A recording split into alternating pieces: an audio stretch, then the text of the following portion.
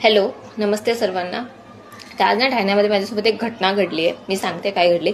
मी माझी ड्युटी संपूर्ण ना स्टेशनकडे जायला निघाली होती.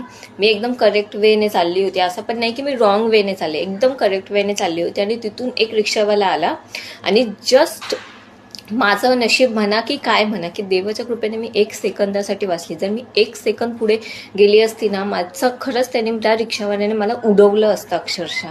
तर मला एवढीच एक रिक्षा चालक, जेवढे पण ठाण्यातले रिक्षा चालक आहे ना दादा, त्यांना एकच रिक्वेस्ट आहे, प्लीज तुम्ही ठाण्यामध्ये गाडी चालवतायत ना, तर प्लीज टर्न घेताना ना जरा हॉर्न द्या.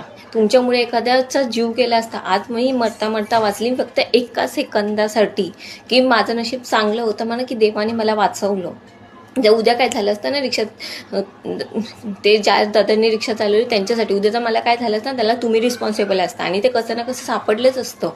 गोष्ट लक्षात ठेवा. त्याच्यामुळे प्लीज सर्व जे पण ठाण्यातले रिक्षा चालक आहेत ना दादा, त्यांना एकच रिक्वेस्ट आहे, तुम्ही गाडी चालवताना ना हॉर्न द्या, टर्न घेताना हॉर्न द्या. तुमच्यामुळे कोणाचा जीव नका गमवू. उद्या जशी तुमची फॅमिली आहे ना, तशी आमची पण फॅमिली, आमच्या पण घरी कोण ना कोण असतं वाट बघणारं.